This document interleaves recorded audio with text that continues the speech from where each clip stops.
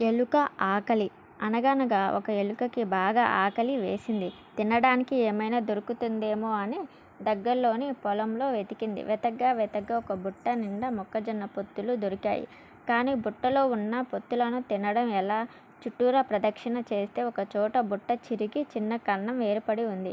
అది కనిపించింది. హమ్మయ్య అనుకొని ఎలుక అందులో నుంచి దూరి బుట్టలోకి వెళ్ళి బొక పొత్తులు తినడం మొదలెట్టింది. అంత ఆకలి మీద ఇంత భోజనం దొరికేసరికి ఎలుకకి ఆకలి నిండినా మనసు సరిపోలేదు. పొత్తులు తింటూనే ఉంది. కొంచెం సేపటికి కడుపు ఉబ్బి బద్దలయ్యే స్థితికి వచ్చింది. అప్పుడు తినడం ఆపింది. ఇక చాలు, బయట పడదాము అని ఎలుక మళ్ళీ కన్నంలో నుంచి బయటికి రావడానికి ప్రయత్నం చేసింది.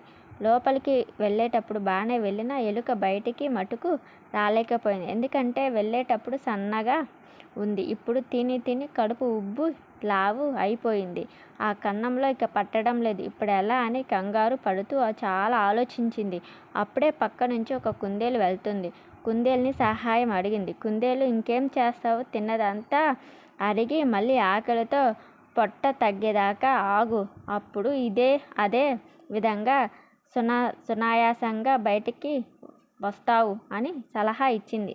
ఎలుక అలాగే చుట్టూరా తినడానికి మంచి రుచికరమైన పొత్తులు ఉన్నా తినకుండా బాగా ఆకలి వేసి పొట్ట మళ్ళీ లోపలికి వెళ్ళేదాకా ఆగి ఆ రంధ్రంలో నుంచి బయట పడి గట్టిగా ఊపిరి పీల్చుకుంది.